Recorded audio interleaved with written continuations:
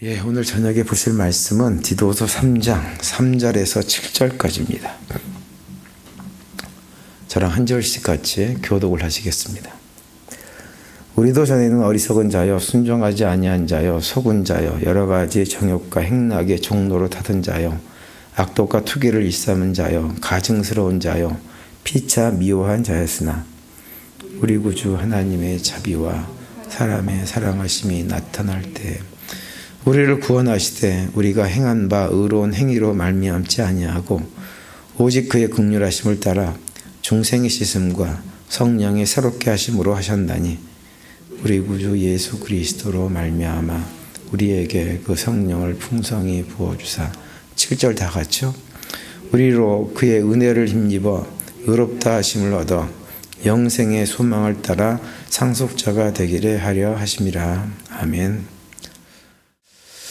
오늘은 이제 크로스웨이 21과를 공부하는데요. 율법과 복음은 그 성경의 핵심이라고 할 수가 있죠. 율법과 복음, 구약엔 율법, 또 신약 성경으로 오면 복음이 기록되어 있습니다. 그래서 율법과 복음은 성경의 핵심을 단적으로 딱 이렇게 우리한테 보여주는 말씀이라고 할 수가 있어요. 그래서 이 제목이 성경의 핵심을 우리한테 언급해주고 있기 때문에 사실은 오늘 우리가 공부한 내용은 교회를 조금 오래 다니시는 분들은 목사님들을 통해 가지고 귀에 인이 박히도록 많이 들은 얘기들을 다시 한번 제가 이제 들려드리는 것입니다. 근데 이제 우리가 교회 신앙생활을 하면서 이런 얘기를 귀에 인이 박히도록 들었다는 얘기는 뭔가요? 이 얘기가 그만큼 중요하기 때문에 인이 박히는 거예요. 계속 얘기를 하는 거죠. 그러니까 율법과 복음의 관계, 이 문제에 대해서는 우리가 계속해서 되짚고 해야 되는 문제입니다. 질문을 한 가지 드리겠는데요. 여러분, 우리가 천국을 어떻게 가나요? 어떻게 하면 천국에 갈 수 있나요? 예수 믿는 거, 그건 제가 그런 질문을 하려고 지금 이런 질문을 하는 건 아니죠. 어떻게 해야지 천국에 가나요? 기본적으로 천국에 가려면 반드시 거쳐야 되는 게 있어요. 뭐예요? 죽어야 됩니다. 죽어야 천국 갑니다. 근데 이제 이렇게 얘기하면 또 어떤 분들은 그런 생각할 거예요. 목사님이 평소에는 천국은 이 땅에서 누릴 수 있다 그러더니 왜 또 죽어서 간다 그러시나? 이렇게 얘기할 수 있는데요. 사실은 여기서 말하는 제가 말씀드리는 죽음이라고 하는 것은 우리의 죽음, 육체의 죽음을 말하는 것이 아닙니다. 누구의 죽음을 얘기할까요? 예수님의 죽음을 말하는 거예요. 예수님의 죽음이 있어야, 그리고 우리가 그 예수님의 죽음을 바라봐야만, 본래는 그 죽음이 내가 죽어야 될 죽음인데 예수님께서 대신 죽으셨구나 라고 하는 것을 기억하면서 나 자신의 죄를 회개하고 예수 그리스도의 십자가의 대속의 죽음을 나의 죽음으로 붙드는 사람들이 어떻게 되는 거예요? 천국을 가는 거예요. 그런 사람들은 꼭 육신의 죽음 이전에도 이 땅에서 천국을 맛보고 경험하고 누리고 살아가는 것입니다. 그래서 이제 우리가 예수를 믿어야, 우리의 죄를 대신해서 죽으신 예수를 믿어야 천국에 가고 하나님 나라의 백성이 될 수 있는데, 사실은 우리가 그걸 다 압니다.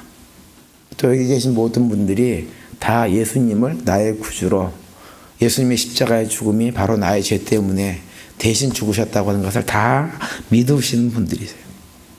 근데 오늘 우리가 읽은 이제 살펴보려고 하는 그 크로스웨이 21과 내용은 바로 그 내용에 대해서 우리한테 다시 한번 리마인드를 해주는 내용인데요. 21과는 무엇에 대한 얘기를 해주냐면 구원은 어떻게 받는가, 다시 말하면 천국은 어떻게 가는가, 우리의 행위를 통해서인가 아니면 믿음을 통해서인가, 여기에 관한 얘기를 지금 해주고 있는데, 사실은 이건 우리가 이미 다 답을 알고 있는 내용이지만 좀 살펴봐야 됩니다. 21과에는 총 8개의 그림이 있는데 오늘은 그 가운데서 2개만 살펴보려고 합니다. 첫 번째 그림은 이제 이 그림인데요. 이 그림의 제목은 구원의 근거, 행위냐 인격이냐라고 하는 것입니다. 이 그림에 보시면 먼저 윗부분만 보시면 이런 그림이죠. 이런 그림인데 이제 가운데 사람이 있습니다. 사람이 있고 그 머리에 보면 뭐가 붙어 있나요? 퀘션 마크가 붙어 있죠. 그러니까 이 사람은 지금 뭔가 굉장히 복잡한 질문 가운데 있는 사람이라고 하는 거예요. 그래서 전체 그림을 다시 보시면 이 사람이 지금 뭘 쳐다보고 있냐면 이 아랫부분을 쳐다보고 있는 것입니다. 아랫부분을 보면서 아래에 있는 사람들을 가만히 보니까 이 사람들이 다 어떤 사람들이냐면 큰 죄인들입니다. 그래서 사망 가운데 있는 사람들이에요. 그러면서 이제 이 위에 있는 그 사람이 어떤 생각을 하느냐 하면 이런 사람들을 어떻게 하면 그냥 구원받고 사망으로부터 벗어나게 해줄 수 있을까라고 하는 질문을 본인이 하고 있는 것입니다. 그러면서 이제 머릿속에 생각하는 것이 뭐냐면 위에 있는 그림, 그 왼쪽 코너에 뭐가 그려져 있나요?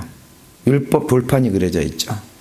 이 사람들이 율법을 열심히 지키면 구원받을 수 있겠나? 이런 고민을 하고 있는 거예요.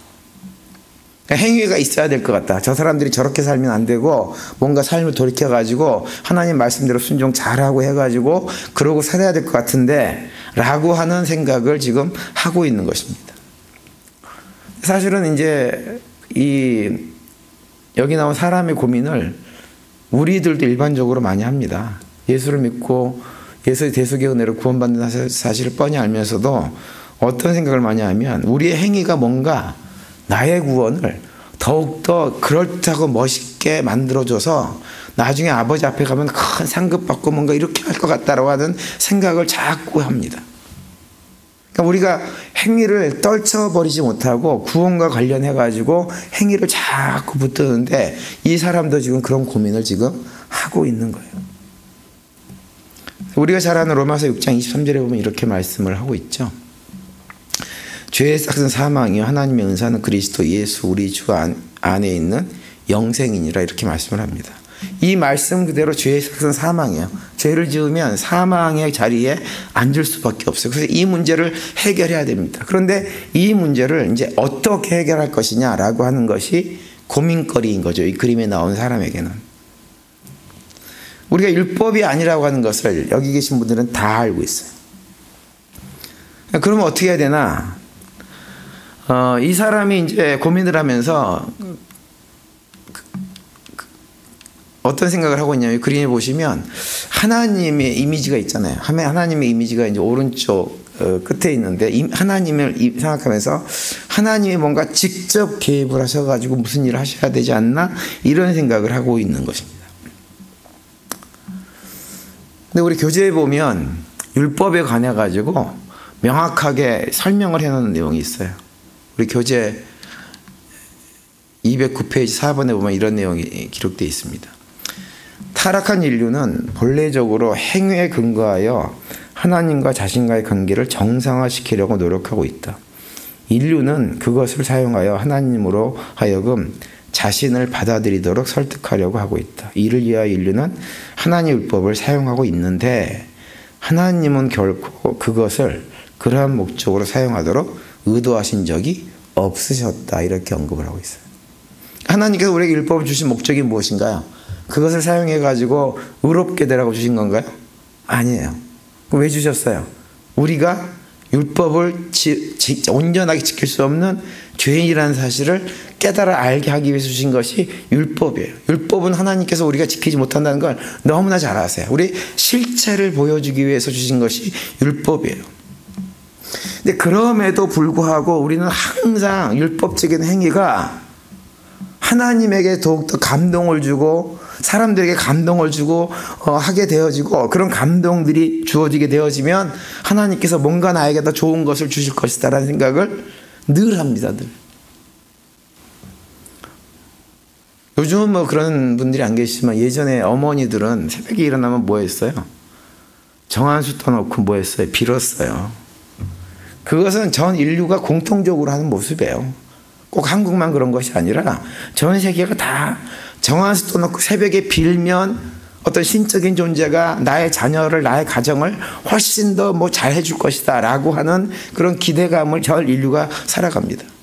이제 그러다 보니까는 또 우리 지금 교회 다니시는 분들 중에는 우리 교회는 그런 분들 안 계시겠지만 어떤 분들은 새벽 기도에 열심히 나오면 새벽 기도에 나오지 않는 사람보다 훨씬 더 복 많이 받는다라는 생각을 하시는 분들도 계세요.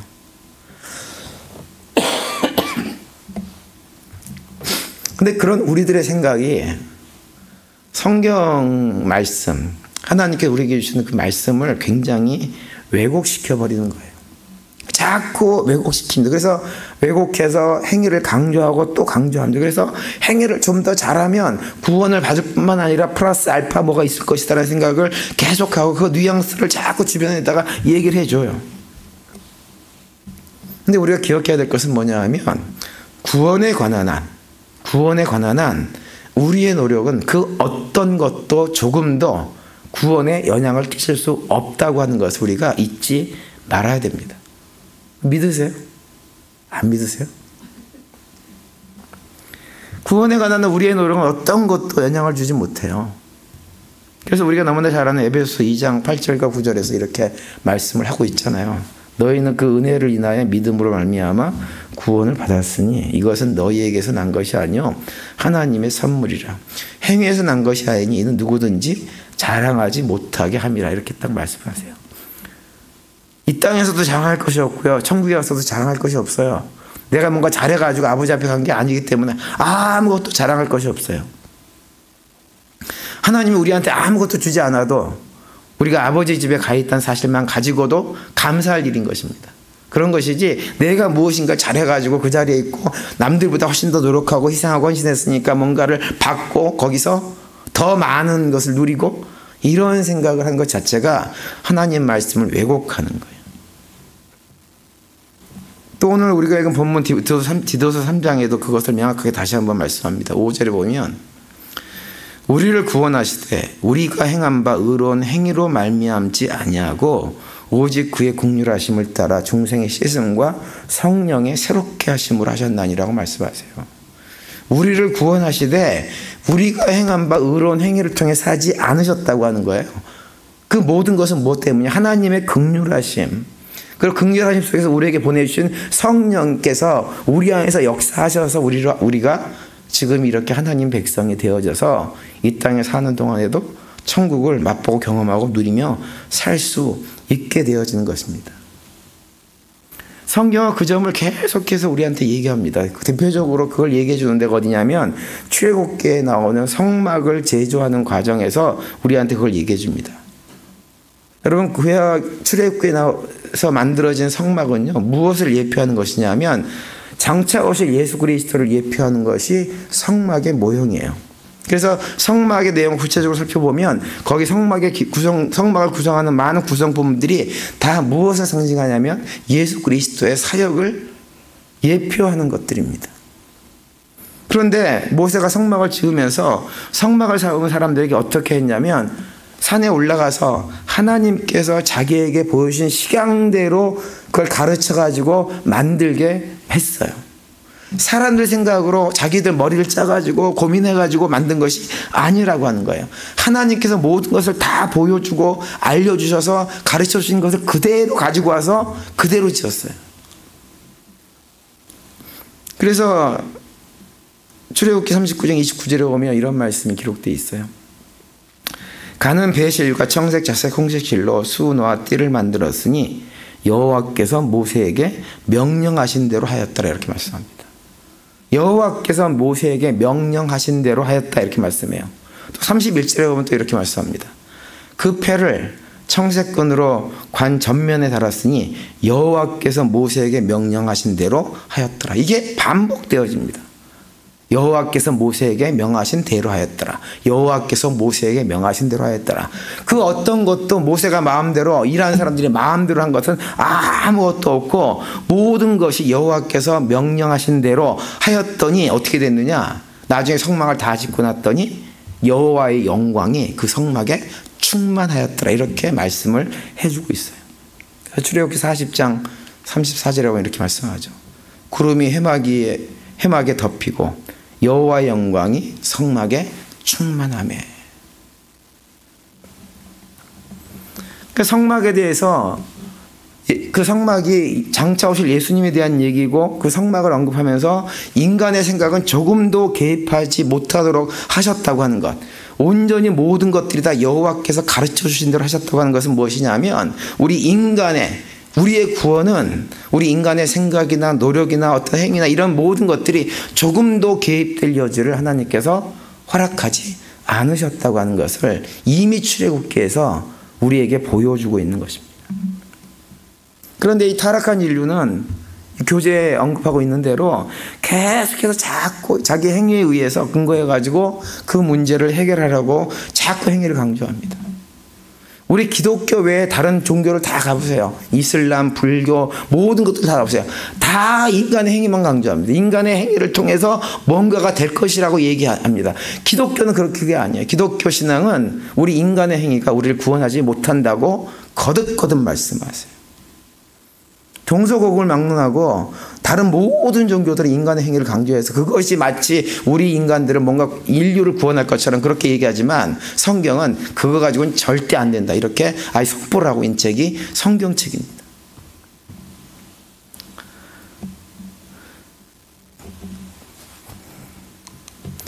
우리가 살면서 그런 생각을 가진 사람들이 주변에 너무 많습니다. 너무 많다 보니까 이제 그런 사람들 같은 경우는 자기 스스로에게 또 이렇게 점수를 후하게 줘요. 그래서 나 정도 되면 그래도 신이 만약에 있다고 한다면 이 나한테는 좀 후하게 해서 나한테 잘해주고 뭔가 이리 없이 지극히 당연하지 않아? 라는 생각을 합니다. 그래서 자기 나름대로 열심히 살았는데 어렵고 힘든 일이 갑자기 탁 닥치면 억울해하는 거예요. 분해합니다. 세상 사람들은. 그리고 우리가 믿음의 사람들이 그 사람들한테 전도를 하잖아요. 전도를 하면 굉장히 기분 나빠합니다. 왜? 우리는 자꾸 죄인이라는 소리를 하니까 듣기 싫어합니다. 교회 안에서도 보면 영적 성장이 더딘 분들이 계세요. 근데 그런 분들은 주로 어떤 분들이냐면 내 나름대로 내 행위를 봤을 때 그런대로 난 참 좋은 크리스찬이야 라고 생각하시는 분들은 영적으로 참 성장이 더딥니다. 그런 생각을 하면 할수록 성장이 안 돼요. 자꾸 다른 사람과 비교해가지고 나 정도면 됐지 뭐. 나 정도면 됐지 뭐. 이런 생각을 하면 할수록 성장이 안 됩니다. 근데 그래서 그런 사람들은 아무리 실력 좋은 목사님을 붙여놔도 그 사람들을 변화시키지 못해요, 크게. 근데 그 거꾸로 어떤 분들은 자기 자신이 겸손해서 아이고 나는 아직도 멀었어. 갈 길이 아직도 멀어. 그러면서 자기의 약점과 허물들을 계속 들여다보는 사람은 어떻게 되느냐? 능력 없는 목사를 붙여놔도 삶이 확확 바뀌는 것을 경험할 수가 있게 되어져요.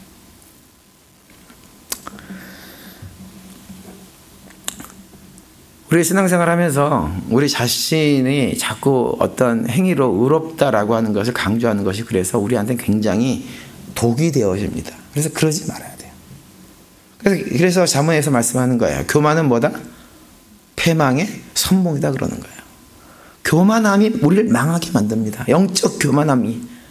하나님 백성임에도 불구하고 영적으로 교만해지면 영적으로 성숙돼가지고 누리는 더 큰 놀라운 기쁨들을 맛보지를 못해요. 그냥 작은 교만 하나가 나를 꽉 붙들고 있어가지고 정말 그런 기쁨을 누리지 못하고 그냥 자기 만족의 신앙생활을 하는 거예요. 좀 우리 교회 성도님들이 그런 신앙생활을 하지 않고 늘 겸손해서 잠언에서 말씀하고 있는 대로 그 겸손이 우리의 종기의 앞잡이가 되어져서 점점점 우리가 신앙생활을 해나가면서 많은 사람들에게 존귀함을 받는 존재로 세워지는 그런 은혜들을 경험할 수 있게 되기를 간절히 바랍니다.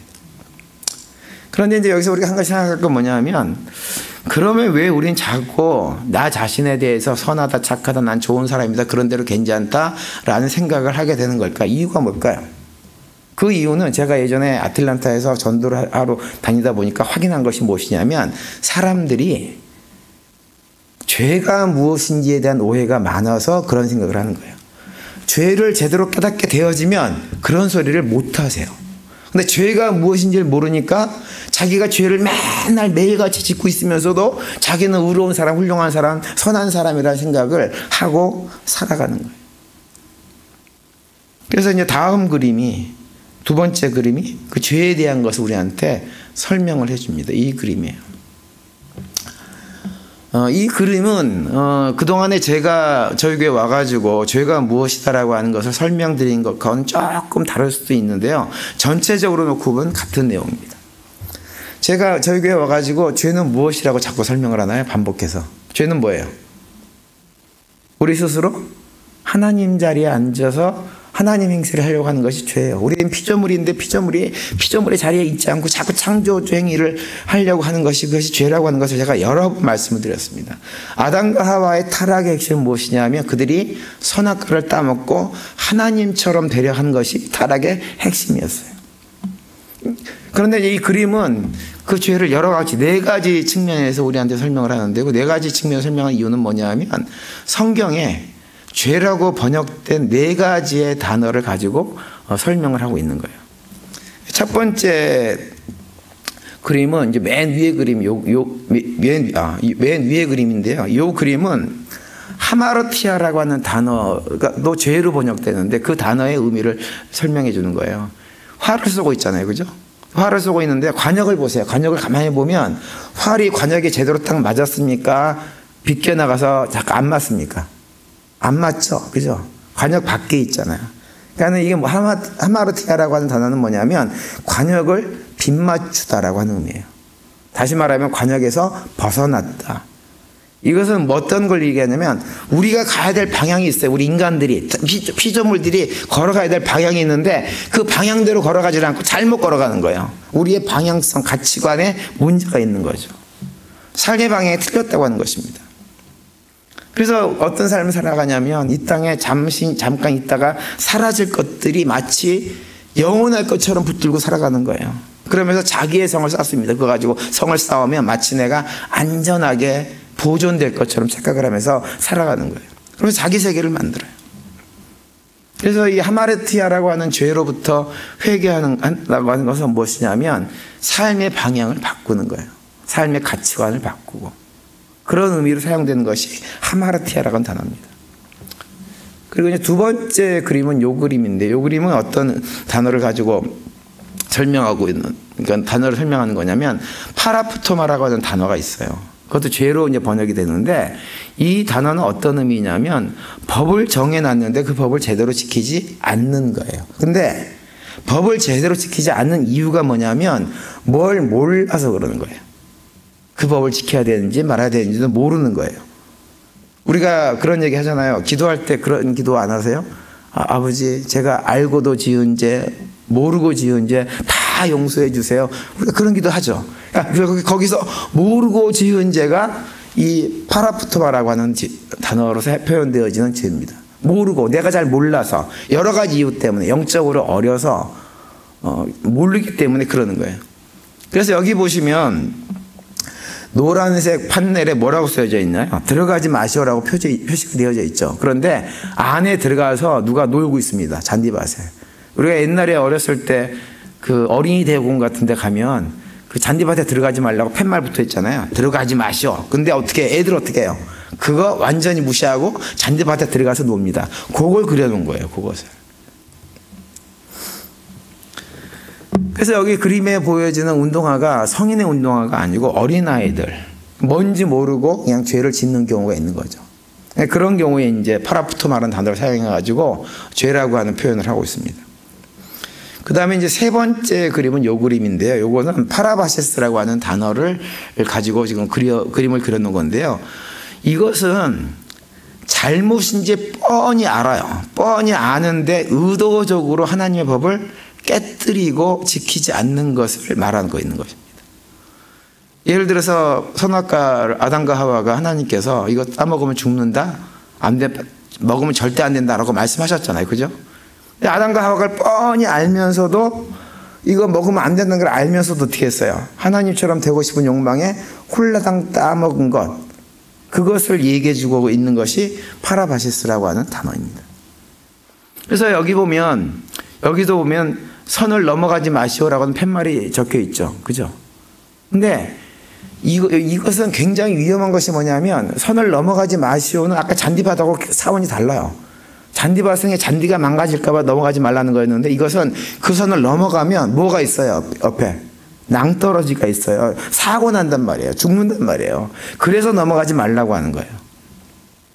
그러니까 하나님께서 아담과 하와에게 선악과를 따먹지 말라고 한 이유는 뭐냐면 그것을 먹으면 하나님처럼 돼서가 아니라 그들의 삶이 망가지기 때문에 먹지 말라고 하셨던 거예요. 그런데 그걸 알면서도 넘어가서 결국은 스스로 자신의 삶을 망가뜨려 버리는 결과를 가져오는 죄, 파라바시스라고 하는 개념입니다. 그리고 이제 마지막 네 번째 그림은 맨 밑에 있는 그림인데요. 여기 그림에 보시면 그 사람이 얼굴을 가만히 보시면 얼굴 표정이 행복해요, 아니면 화가 나세요? 화가 나 있죠. 화가 나 있으면서도 뭐 어떻게 합니까? 뭐 돌멩이 하나 들고 있죠. 그래가지고는 율법을 향해서 팍 던지잖아요. 그죠? 하나님 말씀에다가 막 돌멩이 던지는 거예요. 이 돌이 뭘 상징하냐면 자기의 생각, 지식, 경험을 상징하는 거예요. 그래서 자신의 지식과 생각과 경험을 가지고 하나님 말씀을 아무것도 아닌 것처럼 만들어 버리는 죄를 말하는 거예요. 하나님 말씀 무시하는 거죠. 스스로 하나님 말씀을 무시하다 보니까 무엇이 법이 되냐면 자기 생각, 자기 지식, 경험이 법이 되는 거예요. 그래서 이 단어는 아노미아라는 단어를 가지고 그려놓은 그림입니다. 아노미아라고 하는 단어의 뜻은 뭐냐면 무법이라고 하는 무법. 무법은 뭐냐면 법이 없다고 하는데 법이 없는 것이 아니라 자기가 법인 거예요. 이 세상에 존재하는 다른 법은 다 법이 아니야. 그래서 무법자인 거예요. 무법인 거예요. 대신 뭐가 법이냐면 내 생각과 내 지식과 내 경험과 내 기준이 법이에요. 그래서 그 법을 기준으로 좋은 사람, 나쁜 사람 구분하고 이놈은 살릴 놈, 이놈 죽일 놈을 결정하겠다고 하는 거예요. 마치 가인이 아벨을 죽인 것처럼. 그게 아노미아. 그런 죄가 있어요. 이 죄를 가만히 생각해 보세요. 이 죄 네 가지 가운데 우리가 짓지 않는 죄가 있습니까 혹시? 나는 자유로워. 이 모든 네 가지 중에 참 자유로워. 죄로부터 멀리해. 나는 너무나 거룩한 사람이야. 이렇게 생각할 수 있는 것이 아니라 이 모든 죄가 누구에게 있어요? 우리에게 있어요. 우리에게. 그래서 이걸 이 네 가지 죄를 종합해 보면 그것이 의미가 어떤 의미냐면 피조물의 인간이 스스로 하나님 자리에 앉아서 하나님 행세를 하는 죄인 것입니다. 그래서 늘 잘못된 관역을 바라보고 알면서도 또는 모르면서 죄를 끊임없이 주어진 법을 갖다가 무시하고 자기 마음대로 하고 그다음에 자기가 법이 돼서 삶을 살아가려고 하는 거. 이것이 무엇이냐? 죄의 내용이라고 하는 거예요. 그런데 우리가 너무 그러고 살아갑니다. 그런데 세상에 속한 사람들은 이것을 깨닫냐 하면 깨닫지 못합니다. 자기가 죄인이라는 사실을 인정하지 못해요. 우리도 사실은 다 과거에는 마찬가지였어요. 그런데 하나님께서 우리를 불쌍히 여기셔서 우리에게 뭘 부어주셨어요? 성령 하나님 부어주셔가지고 그 성령 하나님으로 하여금 죄에 대해서, 의에 대해서, 심판에 대해서 깨달아 알게 해주셔가지고 이런 얘기를 들을 때 고개가 끄덕거려지는 거예요. 이런 얘기를 들을 때 고개가 끄덕거려졌다는 얘기는 알아먹었다는 얘기잖아요. 그죠? 누구 때문이야? 내가 훌륭해서 그런 것이 아니라 무엇 때문에? 우리 안에 계신 성령 하나님 때문에. 그래서 내가 죄인임을 깨달아 알게 되고 예수 그리스도, 나의 죄를 대속하신 예수 그리스도의 십자가를 붙들고 어떻게 됐어요? 구원받고 하나님 백성이 되어진 것입니다. 그래서 구원은 뭐예요? 하나님의 온전한 선물이라고 하는 거예요. 남은 한 주간 삶을 살아가시면서 우리를 은혜로 구원해 주신 하나님의 은혜를 기억하시는 가운데 죄는 멀리하고 하나님의 자녀로 그리스도의 제자로 최선을 다해서 하나님의 기쁨에 대해서 살기 위해서 최선을 다하는 우리 모두가 될 수 있게 되기를 간절히 바랍니다. 그리고 그 가운데 하나님께 주신 은혜와 평강이 풍성히 넘치는 복된 남은 한 주간이 되시기를 간절히 축원을 드립니다.